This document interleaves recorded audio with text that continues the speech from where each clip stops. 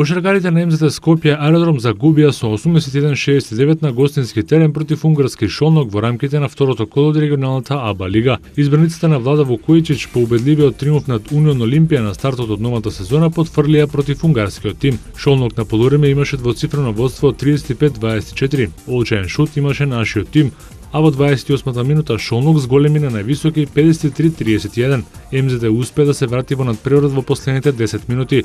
Костовски постигна тројка, Рейнолдс и Дамјан Стојановски реализираа поени во серија и на 5 минути пред крајот на надпреврат македонскиот првак намали на -6, 66-60. Но во последните 3 минути повторно падна концентрацијата.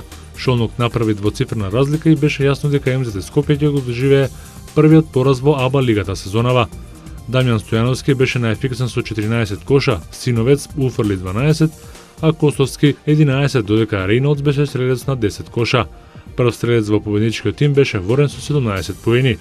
Синоќа игра ушти, раднички и широки, а домашниот тим славеше со 75-55, додека Будучност забележа убедлива победа против Задар со 90-68.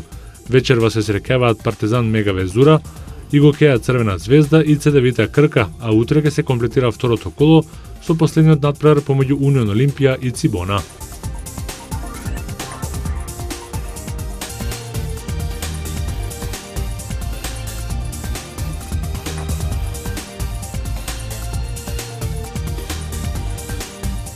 Адил Рами постигнал договор од јануари како поземен играч да се пресели во Милан. 27-годишниот француски репрезентативец по кавгата со тренерот Мирослав Џукич има замрзнат статус во екипата на Валенсија. Суспендиран е и казница од земење на плати, а кога ќе му истече казната ќе тренира со вториот тим. Рами имал состанок со челниците на Милан со кој постигнал договор за позајмица во јануари до крајот на сезоната со опција росонерите да го откупат неговиот договор за 7 милиони евра и да потпишат 4-годишен договор во следното лето. Одличен дефанзивец беше желба на Рома и на неколку англиски клубови, но најбрзо реагираше пред претседателот на Милан Адриано Галијани. Рами играше 5 години за Лил пред да се пресели во Валенсија во 2011 година. Има одиграно 26 надпревари за француската фудбалска репрезентација. Патрис се вра во зимскиот природен рок, би можел да го напушти Манчестер Юнайтед и да ја засили Рома. Мојс инсистира во зимскиот природен рок да го донесе Лейтон Бейнс од Евертон, а тоа би значило заминување на евра, а негова желба е Италија. Доколку пристигне во Рим, тогаш тоа за него би значило камбек во Италија.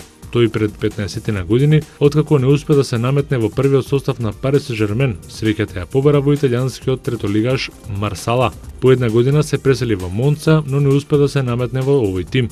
Во 2000 година одлучи да се врати во татковината, а таму преку Ница и Монако стигна до дресот во Манчестер Юнайтед. Деби на клубата на Бруклин Нетс имаше Джейсон Кид, како и првите настапи за Бруклин на Пол Пирс и Кевин Гарнет, кои заедно со Джейсон Тери ова лето дојда во тимот по тредот со Бостон. Првата своја средба за Нетси ја одигра Андри Кириленко, а тимот на Бруклин на крајот славеше со 116-111 по едно продолжение против Вашингтон Визардс. Пирс и Гарнет на теренот минаа идентични 12,5 минути. Кириленко доби малку повеќе од 23 минути, во кои имаше 11 поени, 5 скока и 5 асистенции. Најефикасен во победничката екипа беше Тейлор со 16 поени, доа Брук Лопес и Мирза Талетовиќ постигнаа по 15 коша. Нене со 19 и Џон Вол со 16 поени и 8 асистенции беа најдобри кај Вашингтон Визардс. Перо Антич синоќа не заигра за својот тим Атланта, но неговиот тим забележа победа против Шарлот со 87-85.